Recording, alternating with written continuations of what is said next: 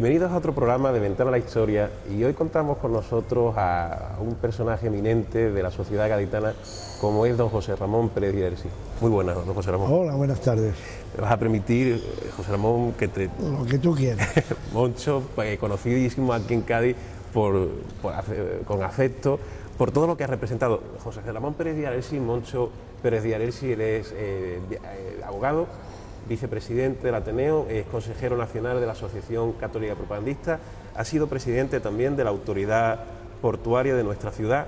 Del puerto de la Bahía de Cádiz. Del puerto de la Bahía de Cádiz, y bueno, también ha pertenecido a la Ejecutiva Nacional de UCD. En la época de Landelino La Villa estuve de consejero nacional, estuve en el Consejo Nacional de la UCD una vez que se marchó y se despidió honrosamente Suárez. Pues hoy el programa queremos, Moncho, que hablemos sobre el tema de la democracia cristiana. Y bueno, eres la encarnación viva, en cierto modo, de esa historia, y por eso te hemos traído a Ventana a la Historia, de la democracia cristiana. Queríamos preguntarte en primer momento, para que nuestros televidentes lo sepan, ¿cuál es tu primer contacto con la democracia cristiana? Bueno, la democracia cristiana yo creo que nace dentro de mí de siempre, ¿no? De siempre, desde que en los estudios y en los medios voy conociendo las distintas ideologías. Pero vamos, directamente mi primera relación es a través de mi íntimo amigo hoy, y entonces también, José Mari Gil Robles y Gil Delgado, que es la época nada más y nada menos que de la milicia naval universitaria. O sea, el primer verano de los tres que hacíamos, dos en San Fernando, uno en la Escuela Naval, y después los 4 meses de teniente de Infantería Marina de complemento, pues en el primer verano me encuentro con José María Gil Robles y Gil Delgado, el hijo de José María Gil Robles Quiñones, y a partir de ahí hay una amistad y una intercomunicación mutua y de cercanía que sigue durando al día de hoy. José María Gil Robles es el hijo del fundador en su momento de la CEDA, ¿verdad? Exactamente, es hijo del gran político, aunque el propio José María, hijo también lo ha sido, como ha sido presidente del Parlamento Europeo, mucho tiempo en nombre de España, y hijo de don José María Gil Robles y Quiñones, que es el representante fundamental de la democracia cristiana entonces, quizá un poco más a la derecha de cómo está la democracia cristiana en este momento, mucho más centrada y mucho más progresista, podríamos decir, dentro del espectro del Partido Popular Europeo. Queríamos preguntarte mucho porque, sobre todo en la época de la transición, tuvo un papel bastante destacado en esa transición a nivel nacional, y también en el caso gaditano, andaluz y gaditano, como fue la fundación, porque estuvisteis con la DCA, creo, en la democracia cristiana andaluza, ¿no? Hombre, si me preguntas por la época de la pretransición y de la época de la transición, yo te podría confesar con toda sinceridad que quizás de la época más densa, más viva, más emocionante, más interesante, con más riesgo, pero con más frutos desde el punto de vista de respuesta que he vivido a lo largo de toda mi vida. O sea, realmente es una época, ojalá los tiempos que corren ahora se acercara de alguna manera a la mentalidad de utopía y de entrega y de servicio que había en aquel momento. Y efectivamente a mí me tocó, junto con otros compañeros, ser fundador de un partido que está vivo desde el punto de vista legal, aunque estamos actuando en distintos sitios, muchos desde casa y otros todavía en la vida política activa, que era la democracia cristiana andaluza. Eso se constituyó en la época de la predemocracia, en una de las notarías gaditanas, y el primer presidente que entonces elegimos fue concretamente un notario joven, notario de Jerez, entonces destinado a Jerez y después mucho tiempo en Sevilla. Pero estábamos encardinados dentro de el equipo que proyectaba pues Gil Robles dentro del equipo español de la democracia cristiana. Aquel equipo español de la democracia cristiana, cuyo secretario general durante mucho tiempo fue Antón Cañella, ya que en aquel equipo que se presentó a las primeras elecciones en las que salimos ciertamente escaldados, porque fue el desembarco entonces de CD convirtiéndose en UCD y el desembarco y el liderazgo de Suárez. Pero en aquellas primeras elecciones yo encabezaba concretamente la lista al Congreso por Cádiz y obtuvimos en esta demarcación pues prácticamente el mismo 2% escaso de votos que había conseguido también don José María Gil Robles y Quiñones en su tierra natural, donde arrasaba siempre, que era en Salamanca, y que realmente pues los votos, el pueblo votó en nuestras, la gente que podía haber votado con nosotros o en nosotros, pues votó y salió adelante en aquel momento UCD, ¿no? Donde después hubo acuerdo y se entró de cara a los 2 años para las municipales. Yo recuerdo una anécdota que tuve presente cuando te dieron el Drago de Oro desde el Ateneo y contaste una anécdota en el discurso del gran mitin que tuvisteis en el Teatro Falla en esa época. Bueno, fuiste llevado luego a comisaría. Hacía muchos años, yo creo que del año 36, que no se daba un mitin ni había una reunión de tipo político numerosa. Estamos hablando, acababa de morir Franco, ¿verdad? Claro. Entonces en el Gran Teatro Falla nosotros tuvimos, la democracia cristiana trajo a un mitin a don José María Gil Robles y Quiñones. El Gran Teatro se llenó, primera fila estaba María Pemaña, muy mayor, con el chofer aquel que la acompañaba, y mucha gente estaba, todo Cádiz allí, de todos los colores, porque desde arriba hubo anécdotas curiosas de quien pues intentó boicotear de alguna manera la intervención de don José María Gil Robles y gritándole desde el gallinero, y hubo un momento de revuelta de la gente que quiso callarle y don José María se puso de pie, estaba hablando entonces en aquel momento, y dijo, por favor, déjenle ustedes que cuente lo que quiera, que lleva 30 y no sé cuántos años callado. Bueno, allí hubo un aplauso cerrado, realmente fue un mitin muy curioso. El Gran Teatro Falla tenía fuera el letrero de fiestas típicas gaditanas, porque en aquel momento, fue en febrero, en aquel momento estaba en lo que entonces era el carnaval traducido a las fiestas típicas gaditanas. Y aquella experiencia fue curiosa. Fue la primera vez que yo intervine, además, en un mitin público, junto con otros compañeros del entorno. Había gente de Málaga, gente de Huelva, de compañeros de Sevilla, de la provincia de Jerez, del puerto, etcétera, y fue una experiencia primera muy curiosa. ¿Y qué ocurrió en ese mitin? Porque me has comentado que fue desalojado, creo, finalmente. No, tú estás confundiendo quizás, no. Eso fue otra historia, no. La campaña aquella que ya encaminándose a la época de la transición se montó en toda España, por todo el arco democrático de los partidos, algunos ya legalizados y otros sin legalizar todavía. Se montó un mitin en el patio del colegio Chaminade, en San Felipe Neri de Tierra, en aquella campaña que se llamó Amnistía y Libertad, donde se pedía la amnistía y la libertad que después se dio. La anécdota curiosa es que los que interveníamos en el mitin y algunos más terminamos detenidos, encerrados en la comisaría de la calle Ahumada, me parece que ya no está allí, y al día siguiente pasaba al juzgado de instrucción de guardia. Cuando es curioso que los que estábamos detenidos leíamos, nos pasaron el periódico, el Diario de Cádiz, al cuartucho donde estábamos detenidos, en la comisaría.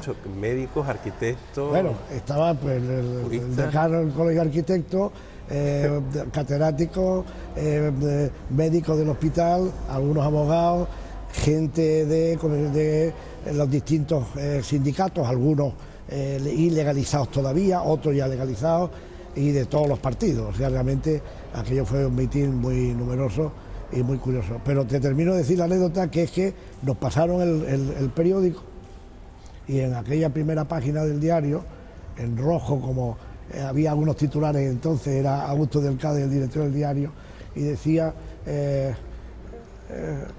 el rey concede la amnistía, y debajo, los que la pedían en Cádiz detenidos. Había una foto nuestra ahí muy curiosa. Aquella experiencia fue muy interesante. Sí. Y me comentaste fuera de cámara mucho que en aquel momento estaban pensando liberaros a todos, pero una persona no, y mostraste ahí vuestra solidaridad, esa elegancia. Bueno, realmente, ¿qué diferencia cómo conviven o mal conviven los partidos políticos ahora? Allí había una solidaridad grande, había una cercanía, un buen entendimiento, una mano tendida, nadie tiene la verdad absoluta y había buen entendimiento.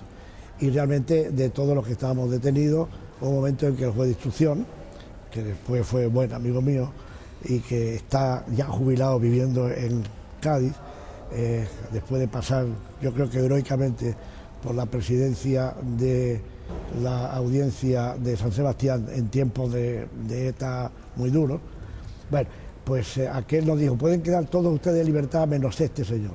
Y yo le decía, pero si este señor ha hecho el mismo delito o no delito que nosotros.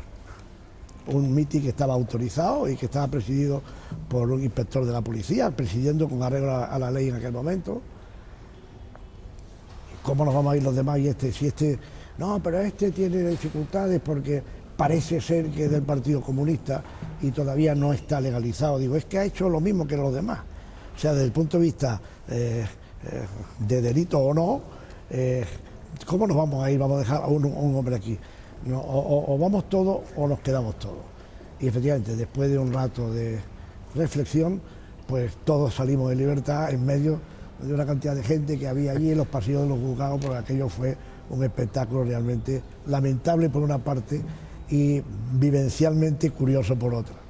La anécdota yo creo que termina incluso, me comentaste, que después ya llegaste a tu casa y, bueno, a tu despacho y fueron a buscarte. No, al día siguiente, eso lo sabe muy poca gente, al día siguiente los propios policías que nos habían detenido en la brigada, la brigadilla, las policías jóvenes, pues fueron al día siguiente al despacho, a mi despacho, a Topete 8, a la hora de mi consulta por la tarde, y yo me quedé asombrado, les decía, ¿qué vienen ustedes de nuevo? No, pero ¿qué es lo que quieren ustedes de mí? Pues venimos a que usted nos defienda. ¿Qué me estás diciendo? Sí, a que usted nos defienda porque cuando se han dado cuenta de la metedura de pata, han roto el telefonema del gobierno civil a la comisaría y nos pretenden echar la culpa un poco a los que intervinimos, interviniendo con las órdenes que nos daban. Y ¿no? que si lo habíamos pasado nosotros, y pues, gracias a Dios no hubo falta tampoco, no hizo falta defenderle, porque realmente aquello quedó en nada. Yo creo que aquello le costó, aquel error le costó incluso a los pocos días el puesto al gobernador civil de entonces, que fue el que había dado la orden de suspensión de aquella irrupción en medio de un mitin que estaba autorizado y legalizado. Porque son años interesantísimos. En el 77 se legaliza ya la ley de legalización de los partidos políticos, las primeras elecciones democráticas, en la Constitución del 78, el 6 de diciembre del 78. Queríamos preguntarte por el año 1979 aquí en Cádiz, esas elecciones en las que concurre la democracia cristiana. ¿Qué podemos decir de ese ambiente, de esa época, de ese momento? No, bueno, todo era nuevo, había gente, había muy poca experiencia. Hombre, nosotros concretamente, los más destacados de la democracia cristiana, teníamos una cierta experiencia porque habíamos estado pues, de universitarios o de profesionales o de ciudadanos muy jóvenes, habíamos estado en cursillos de formación política con la ayuda de la democracia cristiana alemana, en Bonn, en la Konrad Adenauer, y también con la ayuda de la democracia cristiana italiana de entonces, que presidía Aldo Moro de entonces, aunque por cierto, en un meeting, en un encuentro todavía la predemocracia, la primera vez que de alguna manera la España se asomaba oficialmente a Europa, la democracia cristiana montó un encuentro que se llamó Encuentro con Europa, en el Hotel Meliá Castilla en Madrid, con una asistencia muy numerosa donde vinieron líderes europeos de la democracia cristiana y entre ellos a mí me tocó pues presentar y asistir a Aldo Moro, que al poco tiempo después, desgraciadamente, como se sabe, pues lo mataron, ¿no? estas personas en las cuales estabais, integrabais este grupo de Democracia Cristiana, la cantera salía de un grupo que era el grupo Drago, ¿no? Bueno, no, el grupo Drago era un poco como la UCD después. De todo, ¿no? O sea, en el grupo Drago de Cádiz, Ajá. que fue también la predemocracia, era un grupo de ciudadanos, ajá, de toda calaña, todo, hombre, con un mínimo común divisor clásico, que era ser demócrata. Ajá. Y entonces allí el arco democrático, pues estábamos, pues, representantes de lo que después fueron todos los partidos del arco democrático, desde UCD, el PSOE, el PSA de entonces, el Partido Comunista, entonces después que era de izquierda actual, y algunos otros partidos, y gente de los sindicatos y de las asociaciones de vecinos incipientes entonces, sí, en Cádiz, ¿no? Nos reuníamos en un apartamento que nos dejaba nuestro amigo y también integrante del grupo Drago, que es Blázquez, y Antonio Blázquez, y de allí salieron después, nos encontramos al cabo del tiempo en las elecciones, pues gente que estaba colocado en las listas porque venían con esa base de interés democrático y de aportación y de poesía y de ideología casi romántica en aquel momento, ¿no? Y pocos teníamos experiencia política, e incluso pues yo recuerdo que los primeros plenos del ayuntamiento casi me tocaba a mí como entonces ya abogado más o menos corrido de los tribunales, pues decir que había que pedir la palabra diciendo con la venia, o había que esperar a que terminara. En fin, muy curioso aquella formación de gente que no había mamado ni había vivido la democracia hasta entonces, ¿no? Pero cuando hemos hablado alguna vez del grupo Drago, en nuestras conversaciones ha salido también otro grupo que había en Madrid que era... El grupo Drago era muy parecido a lo que en Madrid estaba pasando con el grupo Tácito. Un grupo Tácito con una base clarísima democristiana y que después dio lugar a una serie de ministros en los primeros gobiernos de Suárez. Concretamente, por ejemplo, José Manuel Otero Nova, que casualmente vendrá a visitarnos y a dar una conferencia, yo creo que es muy interesante, en Cádiz el día 22 del mes que viene, en el Ateneo. Hay ministros de aquella época que siguen siendo servidores de la idea política, aunque no estén en cargos políticos actualmente, ¿no? Queríamos preguntarte porque también estuvimos hablando, estamos en el 78, 79, esas elecciones que comentamos aquí en Cádiz, y algo que me llama mucho la atención en algún momento que hemos hablado es que sabemos que estuviste en Madrid también cuando el 23F, el famoso tejerazo. Bueno, ¿qué nos puedes decir de...? No llevaba yo tricornio ninguno, no. Aquella tarde estaba yo en el despacho, en Topete 8, a consulta por la tarde, con gente esperando y estaban citados, y yo tenía un viaje a Madrid esa misma tarde en el avión desde Jerez.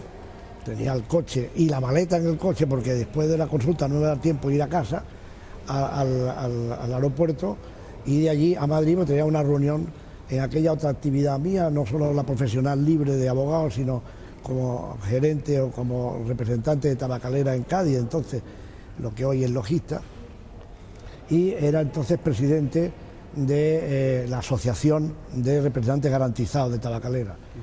Y me tocaba de alguna manera presidir también los debates y las reuniones del convenio colectivo del personal de las representaciones garantizadas a nivel nacional. Aquella noche teníamos una reunión en Madrid, con una reunión de trabajo y después una cena, y después de ir, yo casi no me despedí para que no me pararan, ya conociendo la noticia, pues al llegar al aeropuerto ya me encontré con una sorpresa primera, y es que los que venían de Madrid no lo sabían lo que estaba pasando. Entre ellos Carmen Pinedo, que venía de haber despedido a Pedro Valdecanto, que sí que estaba dentro del Congreso como invitado, como estaba también Carlos Rosado, que estaba entonces secretario de la Democracia Cristiana Nuestra, y más personas.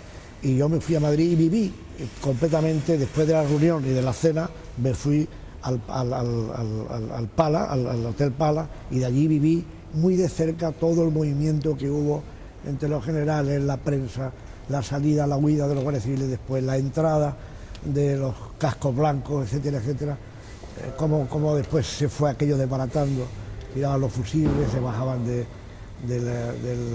por las ventanas del Congreso los propios guardias civiles, y después la salida tardía, primero de las mujeres con los invitados, y yo recuerdo la salida de las mujeres, que eran pocas diputadas, entonces pues yo me encontré, estaba muy cerca de la puerta esperando a ver qué pasaba, pues un abrazo de Soledad Becerril, que se me echó los brazos, llorosa por verse libre, que ella estaba dentro como diputada, ¿no? Fue una experiencia muy curiosa y de luego ahí me encontré sorpresas de gente que no esperaba, que estaban en el otro lado, y gente que sin embargo estaban ayudando y colaborando a que eso se terminara cuanto antes, ¿no? Viste, supongo desde el Palace veías todo... No, solo el Palace, la plaza, iba hasta donde podía, en el cerco que había de la Guardia Civil, de la policía, bueno, viendo todos los movimientos de lo que hubo en aquel momento, cómo fueron llegando las televisiones extranjeras, las primeras entrevistas que se hicieron en el Palace y tal. Fue una experiencia realmente muy interesante desde el punto de vista vital, aunque no me gustaría que pasara nunca más. Queríamos preguntarte, Moncho, después de toda la cantidad de personalidades que has conocido a lo largo de tu vida, siendo tú también una de esas personalidades, ¿puedes hablar comparativamente sobre los políticos de antes y la política de ahora? ¿Qué podrías decirnos? Bueno, pues que yo creo que se parece bastante poco. Desgraciadamente, todo aquel esfuerzo en la democracia, en la transición, qué distinto es del clima y del nivel y de responsabilidad y de servicio que se vive ahora, ¿no? Yo estoy convencido, como hay mucha gente ya que lo dice, eso está en la calle, gente que piensa de buena fe que esta democracia no es la democracia que nosotros previmos y luchamos, que la democracia en definitiva es cuando hay un gobierno representativo del pueblo. La democracia es el gobierno del pueblo que se traduce a través de la votación, de la elección libre de representantes legítimos y directos, y realmente hay una quiebra tremenda entre la clase política, unos dicen la casta política, y el pueblo. Eso es terrible. O sea, hoy día la democracia no se vive ni siquiera en los partidos, porque los partidos eran los que hacían la vida democráticamente. Ahora las elecciones no hay, sino que a dedo se ponen los directivos. La presidenta actual que tenemos en la Junta, en la Junta de Andalucía, ¿quién la ha elegido? Nadie. O sea, ha habido una herencia de dedo, y así está pasando en las listas cerradas, etcétera, etcétera. O sea, hay una gran diferencia. Aquella poesía que se vivió entonces y aquel ideal y aquello, yo creo que ahora prima la bronca política sobre el bien común.